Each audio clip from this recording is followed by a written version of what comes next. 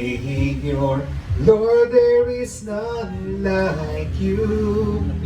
All of my days, I want to praise the wonders of your mighty love. My comfort, my shelter, tower of refuge and strength.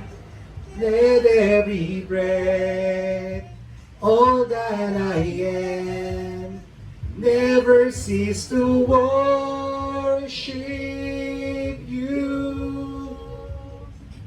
Shout to the Lord, all the earth, let us see. Power and majesty, praise to the King. Mountains bow down and the seas will roar at the sound of your name. I sing for joy at the work of your hands. Forever I love you, forever I stand. Nothing compares to the promise I have. Nothing compares to the promise I have. Nothing compares to the promise I have in you. Yes, O Lord God, Heavenly Father, we give you thanks and we praise. Ama, maraming salamat po muli sa umagang ito. Muli kami nagising, panibagong araw, panibagong buhay sa bawat isa. Ngayon po ay sinisimulan namin po ang aming pong buhay sa pamamagitan po ng inyo pong salita. Dalangin po namin, Lord, sa aming pong pagsiyasat sa katotohanan mula sa inyong salita, yung kagandahang loob niyo po na ipagkakalo niyo po sa bawat isa ay mapag-aralan namin kung ano po ang diwa, ang nais niyo po ipamensahe sa bawat isa nang sagay po may sa puso namin ito at may sa isip at maging sa aming pong paggawa ay kumikilos po ang bawat salitang nagmumula sa inyo. Ama, maraming salamat po. Ito pong aming pong samot panalangin. In Jesus' name we pray. Amen. Amen. Hindi po, magandang umaga po.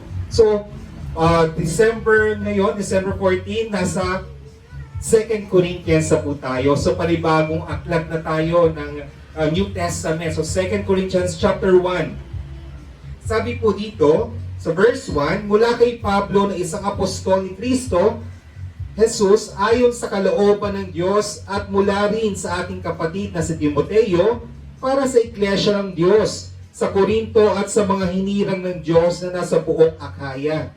Sumainyo nawa ang pagpapala at ang kapayapaang mula sa Diyos na ating Ama at sa Panginoong Hesukristo. Pasasalamat ni Pablo. Verse 3, purihin natin ang Diyos at Ama ng ating Panginoong Hesukristo, ang mahabaging Ama at Diyos na pinagmumula ng lahat ng kaaliwan.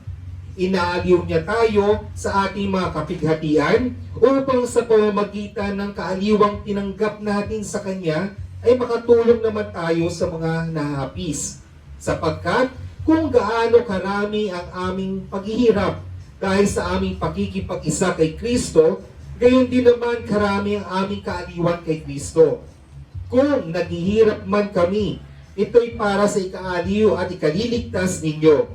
Kapag naaliw kami, kayo may naaliw rin sa at lumalakas upang inyong matiis ang mga kapighatiang tinaranas ninyo tulad namin. Kaya't matibay ang aming pag-asa para sa inyo, sapagkat alam namin kung paanong kahati kayo sa aming kahirapan, magiging kahati rin kayo sa aming kaaliwan. Mga kapatid, nais naming malaman ninyo ang mga kapighatiang dinananas namin sa Asya. Napakabigat ng aming dinanas, ano pat akala namin ay mamamatay na kami. Para kaming hinatulan ng kamatayan, subalit nangyari yun upang huwag kaming manalig sa aming sarili, kundi sa Diyos na muling bumubuhay sa mga patay. Iniligtas niya kami sa malagim na kamatayan at patuloy na iniligtas. Kami umaasa rin na patuloy niya kaming ililigtas. Sa tulong ng inyong mga panalangin, sa gayon marami ang magpapasalamat. sa Diyos dahil sa pagpapala niya sa amin bilang tugon sa panalangin ng marami. Nagbago ng balak si Pablo. Verse 12, itong aming pinagmamalaki at pinapatunayan naman ng aming budhi. Tapat at walang pagkukunwari ang aming pakikisama sa lahat, lalo na sa inyo. Subalit, nagawa namin ito sa tulong ng Diyos at hindi sa pamamagitan ng karunungan ng tao. Isinulat namin sa inyo, iyon lamang kaya ninyong basahin, kaya ninyong basahin at nuwain. Gayunpaman, hindi pa rin ninyo kami lubos na maunawaan. Ngunit umaasa akong maunawaan din ninyo kami, upang sa araw ng ating Panginoong Hesus ay may pagmalaki ninyo kami kung paano ipinagmamalaki namin kayo. Dahil sa natitiyak ko ito, binalak kong pumunta muna diyan upang lalo kayong pagpalain. Binalak kong dalawin muna kayo diyan bago pumunta sa Macedonia at dumaan muli sa pagbabalik ko galing doon upang matulungan ninyo ako sa pagpunta ko sa Judea. Ako ba'y nagdadalawang isip nang balaking ko ito? Ako ba'y nagpaplanong tulad ng mga taga-sanlibutan o nagsasabi ng oo at pagkatapos ay hindi naman pala? Kung paano ang Diyos ay tapat, gayon din ang salita ko sa inyo. Ang oo ko nga ngayon ay mananatiling oo. Ang anak ng Diyos sa Jesucristo na ipinangaral namin ni Silvano at Timoteo ay hindi oo at hindi, dahil lagi siyang oo. Sapagkat kay Kristo, ang lahat ng pangako ng Diyos ay palaging oo dahil sa Kanya. Nakakasagot tayo ng amen para sa ikaluwalhati ng Diyos. Ang Diyos ang magpapatibay sa amin at sa inyo sa pamamagitan ng pagkikipag-isa kay Kristo. At siya rin ang humirang sa amin. Nilagyan niya kami ng kanyang tatak at pinagkalooban ng kanyang espiritu bilang patunay na tutuparin niya ang kanyang mga ipinangako. Saksi ko ang Diyos, alam niya ang laman ng aking puso. Hindi muna ako pumunta riyan sa Corinto sapagkat kayo rin ay inaalala ko. Hindi na nais naming pangunahan kayo sapagkat alam naming sinisikap ninyong maging matatag sa pananampalataya. Nais lamang naming tumulong upang maging maligaya kayo. Amen? So alam niyo po itong 2 Corinthians, okay, nasa chapter 1 po tayo. Ito po yung mission pa rin po ni Pablo, yung continuation ng pag-mission niya, lalo na po yung galing sila sa Asia. So sana umabot sila sa Philippines, so kaya lang kasi nasa isla tayo, kaya marahil wala silang barko para makadating sa Pilipinas. Pero yung pagpapalaganap ng salita ng Diyos at ang pamumuhay ni Jesucristo sa mga buhay nila ay pinamalita nila sa lahat ng tao sa Asia, maging sa iba't ibang lugar. Amen? Sabi po dito, para sa Iglesia ng Diyos sa Corinto at sa mga hinirang ng Diyos na nasa buong Akaya. Amen? So nasa Akaya sila. Sabi nga po, nagpasalamat si Pablo dahil po ang kaaliwan ng Diyos sa bawat isa sa atin. Alam niyo po, ang nangaaliw sa bawat tao ay ang banal na Espiritu. Amen? So ang Diyos, ang mga nasa langit na pag-aralan na natin, at ang alam natin, yung Trinitarian Trinity. Amen? Ang katauhan ng ating Diyos, bagamat isa lang siyang Diyos, pero meron siyang tatlong katauhan. Amen? Una po bilang Diyos Ama na nasa langit, na ibinibigay niya ang kanyang bugtong na anak na si Jesus. Siya po yung Diyos na nagkatawang tao sa pamamagitan ni Jesus Christ. Amen? So nakasalamuhan ng tao at at the same time, nung umakyat na sa langit ang ating Panginoong Jesucristo, nag-iwan siya ng kanyang banal na Espiritu. So ito pong tatlong ito, Diyos Ama, Diyos Anak na si Jesucristo at ang banal na Espiritu ay iisang Diyos. Amen? Akala nila ang mga Katoliko o yung mga born again o yung mga Kristiyano, tatlo ang Diyos. Amen? Pero iisa lamang po ang Diyos din natin. Amen? So ang ating Diyos, siya po yung tagapamagitan, siya yung tagapamuna sa bawat isa sa atin at kaaliwan. Amen? Sabi nga po, ang kaaliwan sa pagmimisyon nila Pablo, nila Timoteo at ang kanyang mga kasamahan ay sa pamamagitan po ng kanilang pagpapalaganap ng salita. Kasama nila si Jesus Christ saan man sila tumungo. Bagamat hindi na nila naabutan si Jesus Christ in flesh o bilang tao, dahil alam po nila ang banal na Espiritu ang namumuhay at sumasakay nila. Amen? Saan man sila tumungo, magkaroon man sila ng mga problema, pag-uusig, sabi nga po, pwede silang mamatay sa kanilang pinupuntan. Marahil pupunta sila sa Asia, ang daming mga tribu dyan.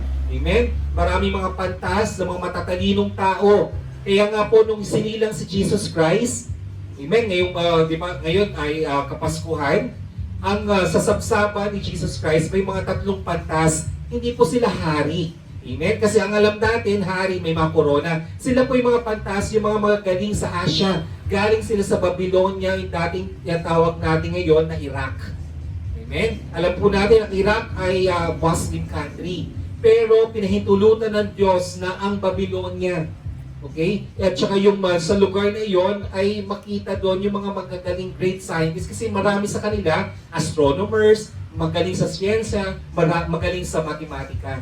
Amen? Kaya yung pagtingin pa lang sa bituin na maliwanag, sinundan nila yon.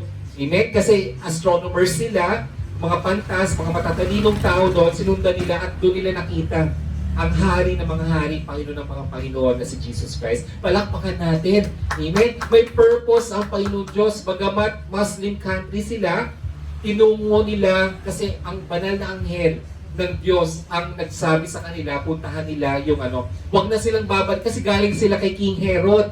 Alam po natin, hinahanap ni King Herod ang sanggol na tagapagligtas sa si Jesus Christ kasi alam niya magiging hari yon at posibleng haharili sa kanyang trono. Amen? Kaya ang pinapanganap niya, kaya sabi niya sa mga 3 pantas na yon, pag nakita niyo itong bata, bumalik kayo sa akin.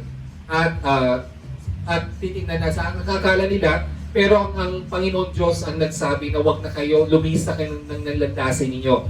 Dahil nakita niyo na ang hari ng mga hari, Panginoon ng mga Panginoon. Amen? So yun ang pinapaliwanag po ng mga misyonaryo katulad po ni Apostol Pablo. Bagamat mahirap yung kanilang pagmimisyon, iba't ibang lugar, ang Asia, hindi pa ganong kalago, hindi pa ganong ka-progresibo, may mga pagkakataon siguro marahil mga bundok, mga disyerto, amen, mga kagubatan ang kanilang tinatawid siya sa may mga ilog pa. Amen? So yung mga kanila po yung pagtahak, para na rin silang pinapatay dahil sabi nga po, pag nagmimisyon ka, wala kang iba't ibang dala, kundi ay yung sarili lamang at ang salita ng Diyos. Kasi ang bawat pangangailangan po ng mga nagmimisyon, mga apostol, ay sa pamamagitan po ng binibigay po ng mga tao kanilang nakasalamuha. Yung lahat po nakakasumpok na liwanag mula sa salita ng Diyos, sa kanilang pag-share ng gospel, ng kabutihan ng Diyos sa kanilang kaligtasan. Marami po ang nabibigayaan po ng bawat mga tribo o ng mga tao sa Asia at sa iba't ibang lugar. Alam niyo po, yung pagtuklas ng ating bansa ng mga Kastila noong panahon na yon. Amen? So may purpose ang Lord. Diba? Kaya po pinamuhay niya ang salita nila sa pamamagitan po ng Kristyanismo. Kung hindi tayo nalupig or nasako po ng Kastila, marahil buong bansa pa rin tayo, nasa lumang pananampalataya pa rin tayo. Amen? May purpose ang Lord kung bakit nakarating ang Kristyanismo dito sa ating bansa at dumating din po ang mga Amerikano kung saan pinakita nila ang born again. Amen? So doon po nagliwanag po yung tunay ng Apostol Pablo, yung kanyang legacy para sa bawat isa sa atin. Amen? So napakabuti ng bawat isa na nagmimisyon. Well, yung legacy iniiwan mo sa lugar na yon. Kung saan ka nagmisyon, kung sa Samad ka man nagmisyon, o sa Tigbawan ka man nagmisyon, or sa Davao, at alis ka na, babalik ka na sa iyong sa tunay mong tahanan, meron kang iniiwan kasi yung salita ng Diyos ay pinamulat mo sa bawat isa sa mga tao, iyong minisyonan. Amen? Sabi nga po, sabi po sa verse 12, ito ang aming pinagmamalaki at pinapatunayan namin ng aming budhi, tapat at walang pagkukunwari sa aming pakikisama sa lahat, lalo na sa inyo. Subalit, nagawa namin ito sa tulong ng Diyos at hindi sa pamamagitan ng karunungan ng tao. Amen? Bakit ang ating pong senior pastor lagi sinasabi sa kalooban ng Panginoon Diyos? Pupunta ako sa Maynila sa kalooban ng ating Panginoon Diyos. Amen? Kasi po, nasa desisyon ng ating Panginoon Diyos kung anong tatahakin po natin, kung ano yung gagampanan natin, kung ano yung minimission niya sa bawat isa. Kaya kapag meron siyang mandato sa atin, yung ating leader, at yung mga pastors natin, yun yung mission natin. So, ibig sabihin, kahit nasa church lang tayo, hindi naman tayo pupunta sa iba't ibang lugar, mission natin na ipalaganap ang salita ng Panginoon Diyos sa lahat ng tao. Amen? Kung ang mission mo sa iyong mga katrabaho, sa krami, ipapalaganap mo yung salita sa mga tao, may mga iba't ibang tindahan doon, or may mga kapulisan doon, o mga security guards na nagtitraining. So, yun po yung mission mo doon. Kapag nandoon ka naman sa Fairview, sa mga kasama mo sa condo, ang mission naman namin ay may palaganap ang salita sa mga residents ng condo. So saan mang lugar kayo, pinkiyan kayo nakatira, ipalaganap po ang salita at liwanag ng Diyos sa inyong lugar. Ganun po ang sinasabi po ni Apostol Pablo. Ang liwanag po ng salita ng Diyos ay napakahalaga. Nagniningning, kaya kapag nakikita ka pa lang, dahil nabibigyan tayo ng ningning ng salita ng Diyos, nagliliwanag din tayo sa bawat taong ating po nakakasalamuhan. Parang, sister, fresh na fresh mo. Sister, parang nagliliwanag, nag-gloom ka. May mga ganun, di ba? Napakaganda po ng ganun po yung pananampalataya natin. Amen? Then sabi po, ang salita ng Diyos ay laging oo. Yung iba kasi, ito na ang patotoo, ang katanungan, ang sagot ba ng Diyos ay oo or yes, hindi, no, or maybe, or wait. Nasa chapter na ito na sinasabi ng ating Panginoon Diyos, laging oo ang sagot ng ating Panginoon Diyos. Amen? So walang no, walang wait, kundi always yes. Ibig sabihin, may tamang panahon. Siguro, kailan po ba magbo-boyfriend or girlfriend? Oo, sabi ng Panginoon Diyos. Pero, syempre, may ano bang kinahingit na? So, mag-aaral ka mabuti para maging mabuti or magkatrabaho ka. Malay mo, yung boss mo, maging makatuluyan mo. Amen? Amen? O kaya baka mamaya magtrabaho ka sa ibang bansa. Baka mamaya prinsipe o prinsesa pa yung mapangasawa mo. Di ba? Why not? Nasa Panginoon Diyos. Kasi always yes. Sabi nga po ng Panginoon Diyos sa atin, ang sagot sa pagkikristo, ang lahat ng pangako ng Diyos ay palaging oo or yes. Walang sagot na no, walang sagot na wait, kundi ang kasagutan ay always yes or oo. Amen? So Diyos pong papuri, tayo po'y tumayo at tayo po'y manalangin.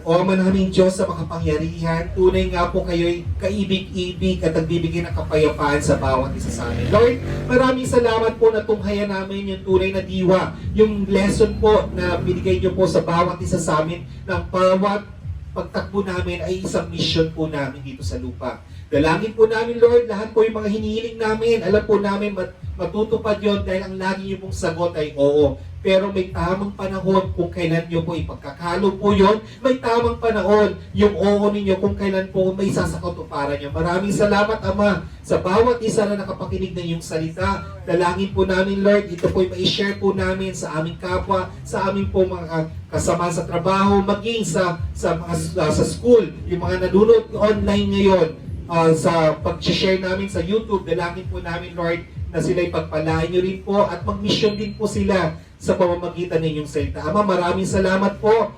Sa inyo po ang papuri. In Jesus' name we pray. Amen and amen. Magandang umaga at sa Diyos po papuri.